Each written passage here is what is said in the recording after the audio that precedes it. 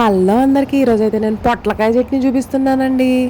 అదే అండి snake guard. First అయితే పొట్లకాయ తీసేసుకొని బాగా వాష్ చేసేసుకొని దాని మీద తొక్కనంతా పీల్ చేసుకొని దాంట్లో ఉండే సీడ్స్ అని పక్కన తీసేసి ఇలా పీసెస్ కింద అయితే కట్ చేసేసుకోండి. ఇదేమో వాటర్ కంటెంట్ కాబట్టి కాన్స్టిపేషన్ ప్రాబ్లం చాలా బాగా పనిచేస్తుంది. ఫస్ట్ అయితే పచ్చిమిరపకాయలు ఉద్దిపప్పు వేసి బాగా దూరగా వెంపేసుకోండి. తర్వాత పీసెస్ కింద కట్ చేసినటువంటి పొట్లకాయ ముక్కలు వేసేసి ఒక 5 నిమిషాలు మగ్గనివ్వండి.